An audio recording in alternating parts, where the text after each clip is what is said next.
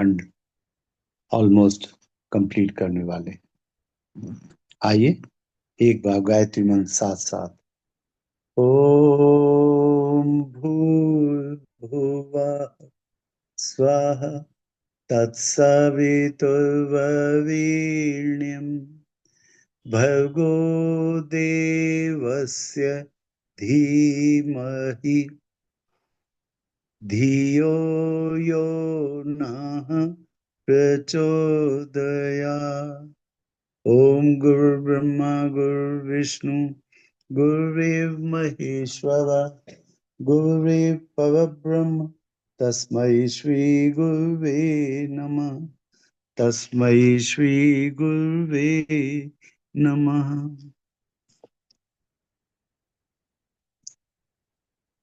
हम लोगों ने अभी पढ़ा इसमें यज्ञ एक महत्वपूर्ण विज्ञान है इस संदर्भ में कि संसार में कभी भी किसी वस्तु का नाश नहीं होता, केवल रूपांतर होता रहता है।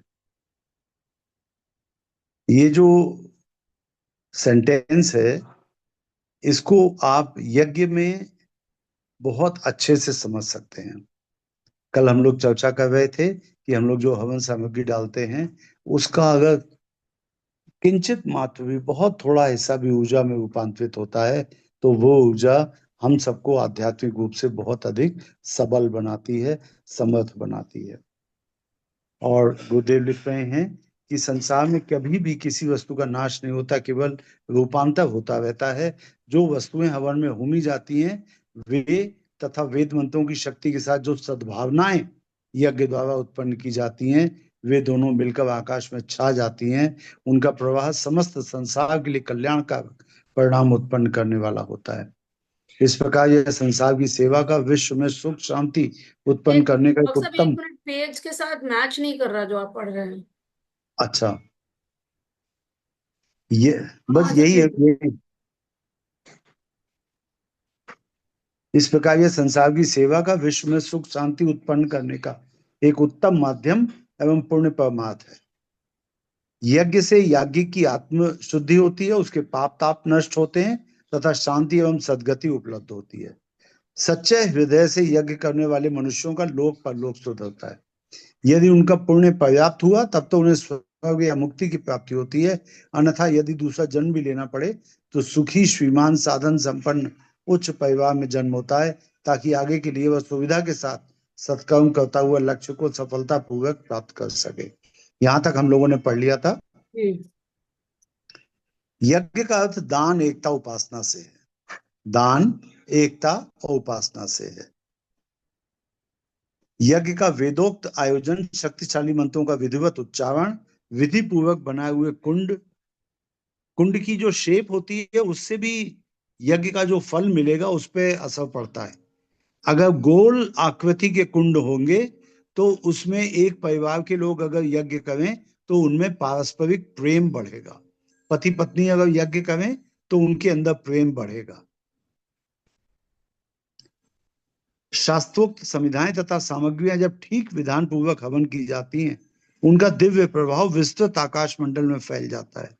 उसके प्रभाव के फलस्वरूप प्रजा के अंतःकरण में प्रेम, एकता, सहयोग, सद्भाव, उदारता, ईमानदारी, संयम, सदाचार, आस्तिकता आदि सद्भावों एवं सद्विचारों का स्वयमेव आविर्भाव होने लगता है। देखिए, ये जितने गुण बताए गए हैं ये सभी गुण अगर एक साथ एक जगह मिल जाएं तो यही ईश्वर है। हम लोगों ने गुरुदेव के कई साहित्य ऐसे पढ़े हैं जिसमें गुरुदेव ये बताना चाहते हैं कि ईश्वर क्या है। ईश्वर सद्विचारों का, सद्भावों का समुच्चय है। सद्गुणों का एक जगह एकीकरण हो जाए तो वही ईश्वर है। तो अगर हम ईश्वर को अपने जीवन में उतारना चाहते हैं, अर्थात दूसरे शब्दों में कहें ईश्वर जैसे बनना चाहते हैं, यदि हम अच्छे बनना चाहते हैं तो ईश्वरीय गुणों का चिंतन करें, मनन करें।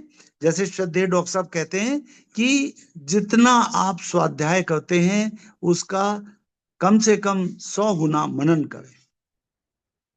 जितना आपने पढ़ा उसका 100 गुना मनन करें, उसका सहस्त्रों गुना उसका निधिध्यासन करें। निधिध्यासन में उनको आत्मसात करें, जीवन में चरितार्थ करें, अपने चिंतन चरित्र व्यवहार में ये प्रदर्शित करें कि वो ईश्वरीय गुण जिनको आपने समझा, पढ़ा, व्यवहार में ला रहे हैं आप।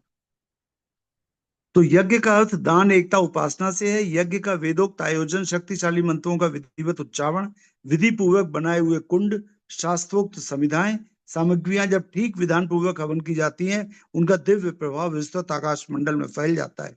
उसके प्रभाव के फलस्वरूप प्रजा के अंतःकरण में प्रेम, एकता, सहयोग, सद्भाव, उदारता, ईमानदारी, संयम, सदाचार, आस्तिकता आदि सद्भावों और सद्विचारों का स्वयं आविर्भाव होने लगता है।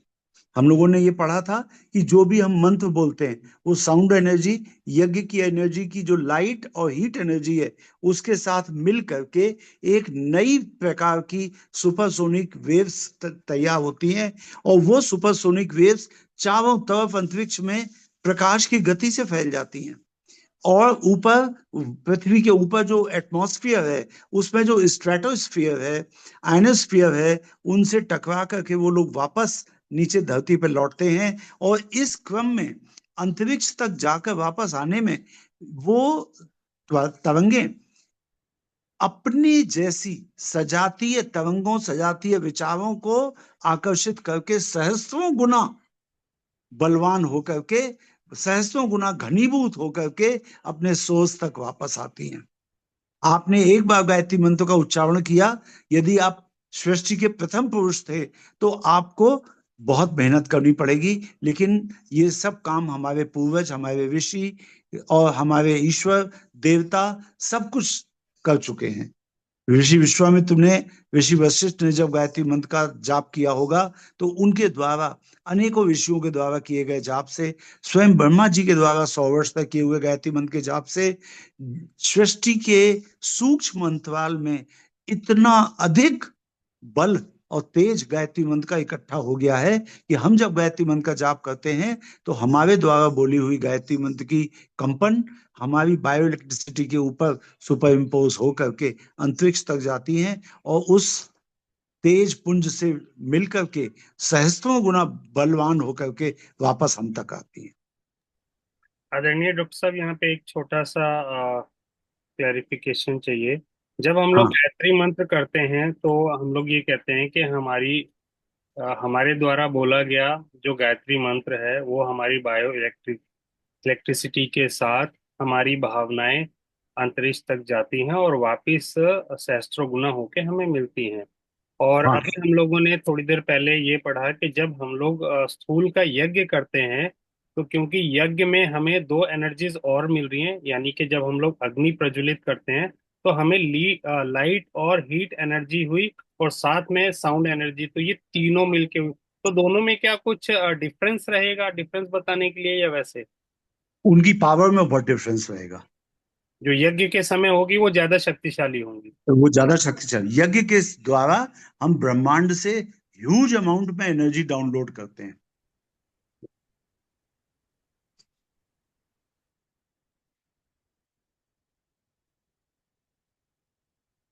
यहाँ पे अब गुरुदेव बता रहे हैं कि जो यज्ञ करने से एक दिव्य आध्यात्मिक वातावरण बनता है, तो इस दिव्य आध्यात्मिक वातावरण के स्थान पर जो संतान पैदा होती है वह स्वस्थ, सद्गुणी और उच्च विचारधाराओं से परिपूर्ण होती है। पूर्व काल में पुत्र प्राप्ति के लिए पुत्रेष्टि यज्ञ कराते हो तो ऐसी बात नहीं, जिनको पुत्र हो सकता था वो लोग भी यज्ञ करा करके अब पुत्र प्राप्त करते हैं, जिससे यज्ञ के द्वारा उनकी संतान में सद्गुण आ जाए। गर्भाधान, सीमांत, सीमांतोन्नयन, पुंसवन, जातकर्म, वैसे नामकरण हम आदि। पढ़ चुके हैं पहले। अच्छा, ठीक है। यज्ञ से अदृश्य आकाश में जो आध्यात्मिक विद्युत तरंगें फैलती हैं वे लोगों के मनों से द्वेष, पाप, अनीति, वासना, स्वार्थपरता, कुटिलता आदि बुराइयों को हटाती हैं। फलस्वरूप उससे अनेकों समस्याएं हल होती हैं। अनेकों उलझने, गुत्थियां, पेचीदगियां, चिंताएं, भय, आशंकाएं, बुरी संभावनाएं समूल नष्ट हो जाती हैं। राजा, धनी संपन्न लोग, ऋषि मुनि बड़े बड़े यज्ञ करते थे, जिससे दूर दूर तक का वातावरण निर्मल होता था और देशव्यापी, विश्वव्यापी बुराइयां तथा उलझने सुलझती थी। प्राचीन काल में तो यहाँ तक कहा जाता है कि तीर्थ बनते ही उन जगहों पे थे जहां पे यज्ञ होता था। जिन जगहों पे यज्ञ होता था वहां पे तीर्थ बनते थे। सृष्टि का सर्वप्रथम यज्ञ ब्रह्मा जी ने, सूर्य भगवान ने और अन्य देवताओं ने मिलकर के नैमिषारण्य में किया, तो वहां पे एक बहुत ही श्रेष्ठ और प्राचीन तीर्थ बना। बड़े रूप में यज्ञ करने की जिनकी सामर्थ्य है उन्हें वैसे आयोजन करने चाहिए। अग्नि का मुख ईश्वर का मुख है, उससे जो कुछ खिलाया जाता है वह सच्चे अर्थों में ब्रह्म भोज है। ब्रह्म अर्थात परमात्मा, भोज अर्थात भोजन, परमात्मा को भोजन करवाना यज्ञ के मुख में आहुति छोड़ना ही है। गुरुदेव ने एक जगह लिखा है कि शास्त्रों में दिया गया है कि जो काल की गणना में, जैसे एक तो युग आते हैं, सतयुग, त्रेता युग, द्वापर युग, कलयुग, तो ये 4 युगों को मिल करके बार बार इस तरह के युग के परिवर्तन होते रहते हैं। और जब हम लोगों ने कभी यज्ञ किया होगा तो यज्ञ के पहले हम लोग संकल्प बोलते हैं, तो उसमें मनवंतर भी आता है एक टर्म। ये काल की गणना का एक प्रमुख यूनिट है। तो कुछ मनवंतर पहले भगवान विष्णु ने यज्ञ के रूप में जन्म लिया, यज्ञ भगवान के रूप में। वही लिख रहे हैं गुरुदेव कि ब्रह्म अर्थात परमात्मा, भोज अर्थात भोजन, परमात्मा को भोजन करवाना यज्ञ के मुख में आहुति छोड़ना है। भगवान हम सबको खिलाता है, हमारा भी कर्तव्य है कि अपने उपकारी के प्रति पूजा करने में कंजूसी ना करें। जिनकी आर्थिक स्थिति वैसी नहीं है, वे कई व्यक्ति थोड़ा थोड़ा सहयोग करके सामूहिक यज्ञ की व्यवस्था कर सकते हैं। जहां साधन सुयोग ना हो वहां पर यदा कदा छोटे छोटे हवन किए जा सकते हैं, अथवा जहां पे नियमित यज्ञ होते हैं वहां अपनी ओर से कुछ आहुतियों का हवन कराया जा सकता है। कोई व्यक्ति यज्ञ कर रहे हो तो उसमें समय, सहयोग, सहायता देकर के भी उसे सफल बनाने का प्रयत्न करें आप, तो वो भी आप यज्ञ में भागीदारी प्राप्त कर लेंगे। हमें यह निश्चित रूप से समझ लेना चाहिए कि यज्ञ में जो कुछ धन, सामग्री, श्रम लगाया जाता है वह कभी निरर्थक नहीं जाता। एक प्रकार से वह देवताओं के बैंक में जमा हो जाता है और उचित अवसर पर संतोषजनक ब्याज समेत वापस मिल जाता है। विधि पूर्वक शास्त्रीय पद्धति और विशिष्ट उपचारों तथा विधानों के साथ किए गए हवन तो और भी महत्वपूर्ण है। वे एक प्रकार से दिव्य अस्त्र बन जाते हैं। पूर्व काल में यज्ञ के द्वारा मनोवांछित वर्षा होती थी। सन 1960 के आसपास गायत्री परिवार ने राजस्थान में, जैसलमेर एक शहर है, बिल्कुल वो समझ लीजिए कि डेजर्ट एरिया है, रेगिस्तान का एरिया है, वहां पे उन्होंने 400 किलोमीटर दूर 2 झोपड़ियों में नित्य यज्ञ किया। आपको जान के आश्चर्य होगा कि उस रेगिस्तान के एरिया में उन दोनों झोपड़ियों के पास जब काफी दिन तक यज्ञ होता रहा तो वहां पे बरसात हुई, दोनों झोपड़ियों में, जो कि 400 किलोमीटर दूर थी, और नियमित यज्ञ करने के कारण उनमें यह आया था। विधि पूर्वक शास्त्रीय पद्धति और विशिष्ट उपचारों तथा विधानों के साथ किए गए हवन तो और भी महत्वपूर्ण होते हैं। वे एक प्रकार से दिव्य अस्त्र बन जाते हैं। पूर्व काल में यज्ञ के द्वारा मनोवांछित वर्षा होती थी। योद्धा लोग युद्ध में विजयश्री प्राप्त करते थे और योगी आत्म साक्षात्कार करते थे। यज्ञ को वेदों में कामधुक कहा गया है, कामनाओं की पूर्ति करने वाली, जिसका आशय यही है कि वह मनुष्य के सभी अभावों और बाधाओं को दूर करने वाला है। नित्य का अग्निहोत्र बहुत सरल है। जो नियमित यज्ञ है उसका एक बहुत छोटा विधान अग्निहोत्र कहलाता है, और ये अग्निहोत्र बहुत थोड़ी सी आहुतियों के साथ सूर्योदय और सूर्यास्त के समय पे किया जाता है। उसमें कुछ इतना भारी खर्च नहीं होता कि मध्यम व्यक्ति का मनुष्य उस भाव को उठा ना सके। जो लोग नित्य हवन नहीं कर सकते वे सप्ताह में एक बार रविवार अथवा अमावस्या अथवा पूर्णमासी को, अथवा महीने में एक बार पूर्णमासी को थोड़ा या बहुत हवन करने का प्रयत्न करें। विधि विधान भी इन साधारण हवनों का कोई कठिन नहीं है। गायत्री यज्ञ विधान पुस्तक में उसकी सरल विधियां बताई जा चुकी हैं। उनके आधार पर बिना पंडित पुरोहित की सहायता के कोई भी द्विज आसानी से वह करा सकता है। जहां कुछ भी विधान न मालूम हो, देखिए गुरुदेव ने कितना एक आसान तरीका बताया है। जहां कुछ भी विधान न मालूम हो वहां केवल शुद्ध घृत की, देशी गाय के घी की आहुतियां गायत्री मंत्र के अंत में स्वाहा लगा के बोल दी जा सकती हैं। आप अग्नि जला लीजिए, अग्नि में शुद्ध देशी घी की 1-2 बूंद टपकाते जाइए, गायत्री मंत्र बोलिए, गायत्री मंत्र के बाद स्वाहा, ओम भूर्भुवः स्वः तत्सवितुर्वरेण्यम भर्गो देवस्य धीमहि धियो यो नः प्रचोदयात् स्वाहा इदम गायत्वे इदम नमः।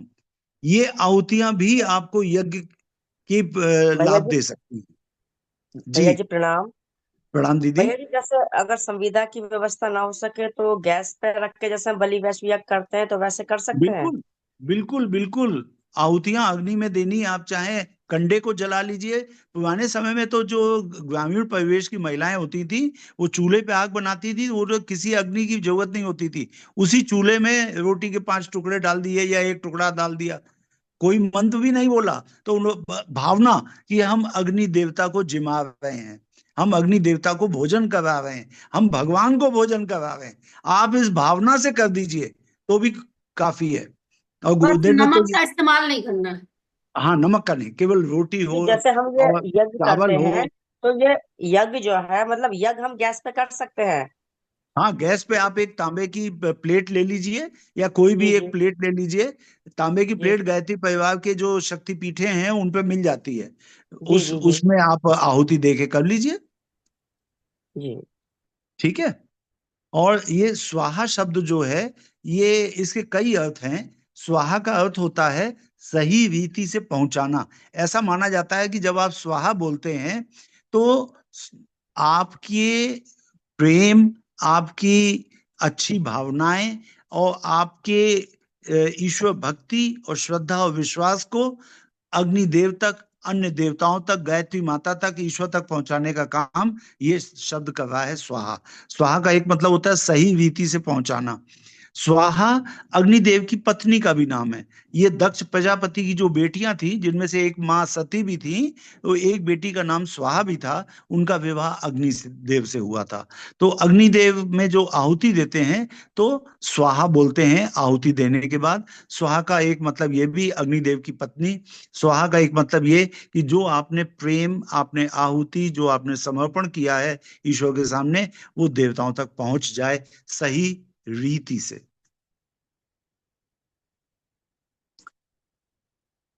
किसी ना किसी रूप में यह यज्ञ परंपरा को जारी रखा जाए तो वह भारतीय संस्कृति की एक बड़ी भारी सेवा है।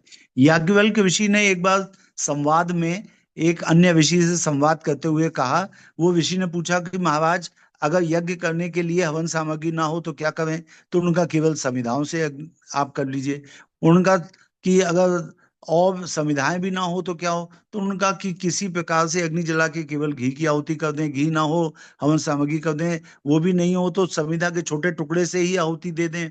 किसी ना किसी प्रकार से यज्ञ करने का प्रयास करें, ये कहा याज्ञवल्क्य ऋषि ने। किसी भी तरह से आप यज्ञ की पूर्ति करें। साधारण होम भी बहुत उपयोगी होता है। उससे घर की वायु शुद्धि, रोग निवृत्ति, अनिष्टों से आत्मरक्षा होती है। ये हम लोगों ने बहुत बार डिस्कस किया है कि जहाँ पे गायत्री मंत्र बोल के यज्ञ करते हैं, बीमारी के कीटाणु मर जाते हैं, प्राण शक्ति की वर्षा होती है। जो जो भी मनुष्य यज्ञ में शामिल होते हैं उनके अंदर तो एक इम्यूनिटी होती है, बीमारी से लड़ने की क्षमता वो बढ़ जाती है। जिस जगह पे यज्ञ किया जाता है वहां पे निगेटिव आयंस की एक्सेस हो जाती है वातावरण में। ये निगेटिव आयंस की एक्सेस के कारण हम प्रसन्न महसूस करते हैं। अगर किसी फैक्ट्री में आप यज्ञ करेंगे तो वहां के मजदूर निगेटिव आयंस की एक्सेस के कारण बड़े मन लगा के काम करेंगे, उनकी इफिशियंसी बढ़ जाएगी। जिस जगह पे यज्ञ किया जाता है वहां पे एंटीऑक्सीडेंट एक्टिविटी बढ़ जाती है वातावरण में। आप नियमित यज्ञ करिए 10 साल तक, तो 10 साल में आप जितने बुढ़े होंगे बिना यज्ञ किए उतना 5 साल में बुढ़े हो जाते। यानी आपकी एजिंग, बुढ़े होने की रफ्तार कम हो जाती है, एंटीऑक्सीडेंट एक्टिविटी बढ़ जाती है, बीमारी के कीटाणु मर जाते हैं, और भी तमाम फायदे होते हैं। साधारण होम भी बहुत उपयोगी होता है। उससे घर की वायु शुद्धि, रोग निवृत्ति, अनिष्टों से आत्मरक्षा होती है। फिर विशेष आयोजन के साथ विधि विधान पूर्वक किए गए यज्ञ तो असाधारण फल उत्पन्न करते हैं। यह एक विद्या है। 5 तत्वों के होम में एक वैज्ञानिक सम्मिश्रण होता है, जिससे एक प्रचंड शक्ति को द्विमूर्धा, द्विनासिका, सप्तहस्त, द्विमुख, सप्तजिह्वा, उत्तर मुख कोटि, द्वादश मूर्धा, द्विपंचाश कलायुतम आदि विशेषण युक्त कहा गया है। इस रहस्यपूर्ण संकेत में यह बताया गया है कि यज्ञाग्नि की मूर्धा भौतिक और आध्यात्मिक दोनों है।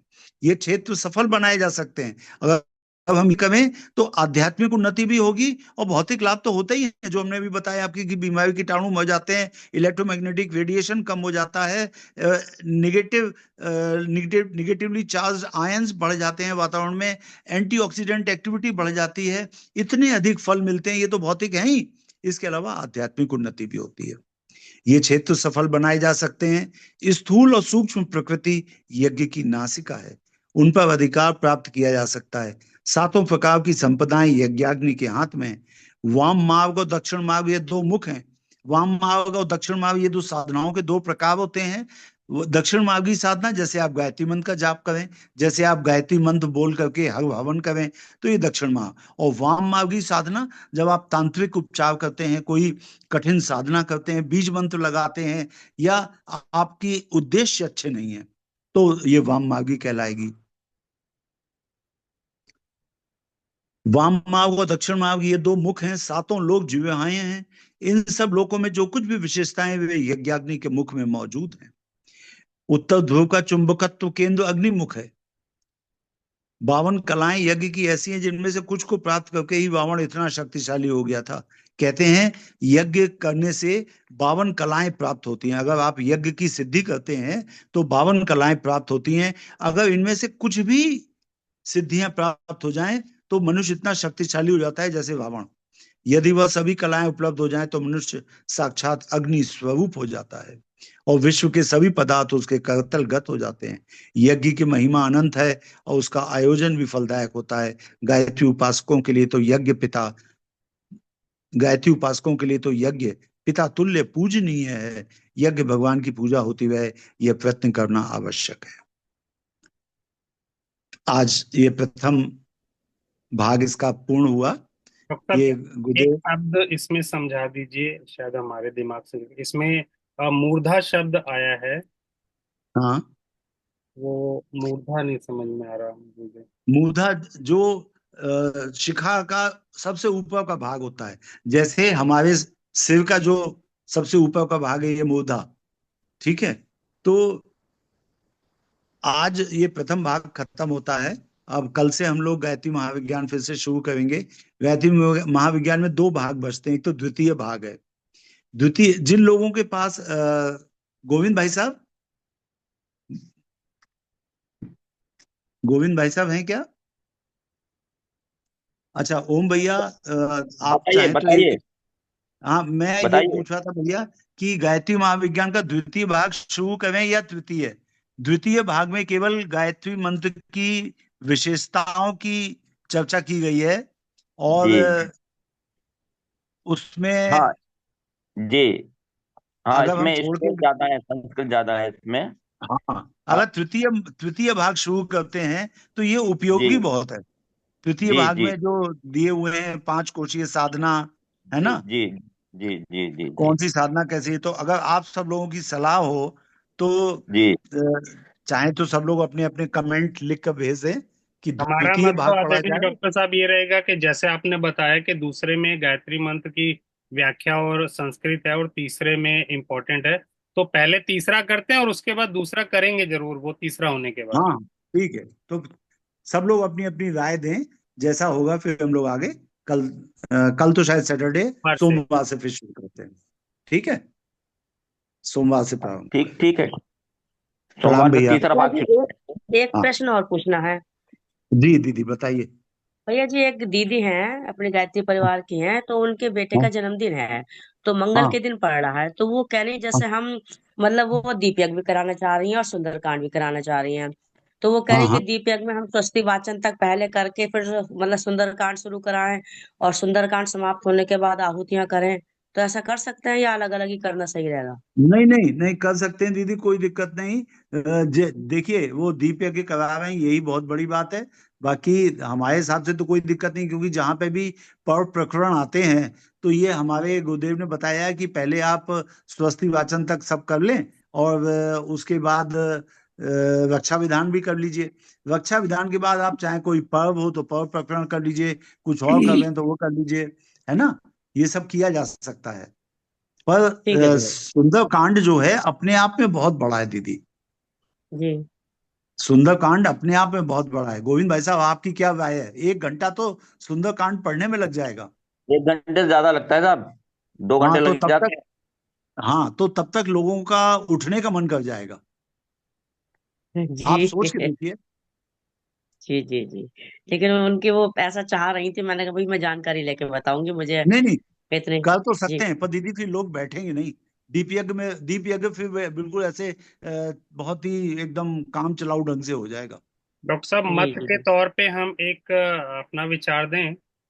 हाँ हाँ दीदी ने कहा कि वो लोग इच्छुक हैं कि दीप यज्ञ भी करा जाए और सुंदरकांड भी किया जाए। तो हाँ दीदी, हाँ। ज्यादा बेहतर रहेगा कि एक चीज को पहले कर लें, चाहे वो सुंदरकांड चाहे दीप यज्ञ। दीप यज्ञ पहले कर लीजिए। दीप यज्ञ में आप गुरुदेव की बातें बताइए, गुरुदेव के मिशन के बारे में बताइए, उनका साहित्य थोड़ा सा ले जाइए, चाहे 4-5 किताबें ही ले जाएं। अगर उनके लोग आए हैं, पहले जी। दीप यज्ञ कर लीजिए और उसके बाद फिर उनसे कहिए अब सुंदरकांड होगा। ठीक है, लेकिन दीपक तो शाम को ही करना सही रहता है ना, सुंदरकांड ये आप दोपहर से सुबह से भी कर सकते हैं। हाँ, ये भी कर सकते हैं। वो लोग सुंदरकांड से शुरू कर दें, 3 बजे से हाँ शुरू कर दें और साढ़े हाँ। चार 5 बजे तक सुंदरकांड हो जाए। 5 बजे आप दीप यज्ञ चालू कर दीजिए अपना। ये भी जी कर जी जी सकते हैं। तो सुंदरकांड में जैसे जैसे लोग आते जाएंगे, गिनती बढ़ती जाएगी, अंत में आप दीप यज्ञ कर दीजिए। जी। कहाँ धन्यवाद। पे डॉक्टर करना है दीदी आपको ये? ये काशीपुर में ही है, उत्तराखंड में। अच्छा अच्छा। हाँ, गोविंद भाई साहब आप कुछ कह रहे हैं? नहीं नहीं, कुछ नहीं सर। डॉक्टर साहब नहीं नमस्कार। आप, प्रणाम। गोविंद भैया आप होते तो आप क्या सुझाव देते? और हम सब दोनों ये ऐसा है कि या तो उसमें ऐसा दोनों में से एक ही चीज का महत्व आएगा, या तो दीपिका का आएगा या सुंदरकांड का आएगा। हाँ सुंदरकांड करके आप चेक करेंगे तो फिर वो दीप यज्ञ उतना महत्वपूर्ण नहीं रह जाएगा, एक फॉर्मेलिटी रह जाएगी, खाली आहुति देना रह जाएगा। वो जो उसमें हाँ सूत्र तो गुरुदेव ने समझाए हुए हैं दीप यज्ञ के, वो हाँ सूत्र नहीं मतलब कर पाएंगे। और सुंदरकांड मेरे ख्याल से पहले दीप यज्ञ कर लीजिए, बाद में सुंदरकांड करिए, वो ज्यादा अच्छा रहेगा हमारे गायत्री परिवार की दृष्टि से, गुरुदेव के संदेश देने की दृष्टि से। हाँ। और फिर बाद में अपना करते रहिए सुंदरकांड। दीदी, अगर आप शुरू में पहुंच जाएं और आप जी देखें कि लोग नहीं है अभी, जी तो सुंदरकांड पढ़ लीजिए। जब लोग आ जाएं तो दीप यज्ञ कर लीजिए। ठीक है। जी। जैसे पर ये मैं सब, कहूंगी बुलावा आप दीपक का दो और बता दो, इतने हाँ वैसे सुंदरकांड है तो लोग उसी हिसाब से आएंगे। हाँ, मतलब ये थोड़ा सा अभी आप कर लीजिए, लेकिन आप बिल्कुल एकदम क्लियर मैसेज ये दीजिए कि देखिए सुंदरकांड आप एक दिन कर लीजिए, फिर अगले संडे को दीपक करिए, या पहले दीपक फिर सुंदरकांड, अलग अलग करिए तो हर एक को इम्पोर्टेंस मिले। हम सुंदरकांड की महत्ता को कम नहीं कर रहे, जी लेकिन जी, हम तो अपने वही वही गुरुदेव की वही बात वही। करना चाहते ये हैं। दोनों हम तो दो अपने, चीजें मिक्स करना जो है ना, वो थोड़ा सा। समय बहुत हो जाएगा और फिर लोगों का जी उत्साह थोड़ा सा क्षीण हो जाता है, उत्साह कम हो जाता है। डॉक्टर साहब नमस्कार। नमस्कार भैया। ये डॉक्टर साहब ये कह रहे हैं, हमारे यहाँ सामने एक मंदिर है, तो हाँ वहां पर शनिवार को और मंगल को हाँ भजन कीर्तन लेडीज लोग करती हैं, और हाँ सुबह पूजा वूजा करती हैं, तो कोई छिटपुट में करती हैं, कोई आ गया कोई एक आ गया करके चला जाता है। तो हाँ। शाम को भजन कीर्तन होता है, तो और हमारे मन में ये लालसा है कि शाम को जब लेडीज भजन करती हैं तो उस समय हवन करना क्या ठीक रहेगा? मैं अपनी एक बात बता रहा हूँ, बाकी सब लोग अपनी अपनी ओपिनियन दें। जो जी दीदी लोग भजन करने आती हैं, जी। उनका किस एकमात्र उद्देश्य समय बिताना होता है। अच्छा अच्छा अच्छा। हाँ। तो जी जी। मैंने तमाम ऐसी जगहें नहीं देखी नहीं, मंदिर बिल्कुल जहाँ, सही बात कर रहे हैं, बिल्कुल सही सही है। तो उन लोगों को आप गुरुदेव की बात बताएंगे, अगर हवन पूजन या ढंग से बताएंगे। क्यों गोविंद भाई साहब, आपका क्या कहना है? बिल्कुल बिल्कुल ठीक कह रहे हैं, बिल्कुल ठीक कह रहे हैं। वो एक अलग तरह की दीदी लोग होती हैं, बस वो अपना ढपली जी जी लेकर के या ढोलक लेके और हरे राम सीता राम सीता राम। जिनमें उनको आनंद आता है और वो दूसरी हाँ चीज समझ पाती नहीं है। भैया, हाँ मैं तो मैं, अपना अनुभव जी शेयर बता। करना चाहूंगी। हम यहाँ काशीपुर में नागनाथ मंदिर है, बहुत बड़ा। तो हाँ हमने वहां जो है मतलब यज्ञ रखा, और हाँ सोमवार के दिन रखा। सोमवार के दिन हाँ। सब लोग पूजा करने आ रहे हैं, हम उन लोग हाँ। लेडीजों से इतनी रिक्वेस्ट करी कि थोड़ी देर यज्ञ में बैठ जाओ, उसके नहीं बाद आप बैठेंगे। जो है पूजा कर लेना, शिवलिंग पे जल चढ़ा लेना। मगर जिन्होंने यज्ञ के लिए बुलाया था सिर्फ वही बैठे, बाकी सब आई पूजा करके बस और बस हाथ जोड़ यही के बात चली पड़ी, गई। इसीलिए पूछ रहे थे यही यही कि, यही मैं कह रहा हूँ। कि जो जो दीदी ने करेगा, बात कही जो वो करेगा लास्ट 100% में सही वही बात बच है। पाएगा। अब बाकी हाँ, उठ के चले जाते हैं लोग। बस बस बस। जी जी जी, सही, तो बिल्कुल। जो भी काम किया जाए पूरे कंसंट्रेशन जी से जी जी एक जी। एक उद्देश्य लेके काम करें। आप उनसे कह सकते हैं कि भैया सुंदरकांड कभी और करा लेना, अभी दीपक के करा लो। आप 1 महीने बाद कर लेना सुंदरकांड। ठीक है। जी जी चलिए, भैया जी। सभी को प्रणाम। ओम शांति। ओम शांति शांति। प्रणाम सभी को, प्रणाम, सादर प्रणाम। प्रणाम प्रणाम। सभी को प्रणाम, बहुत धन्यवाद अंकल जी।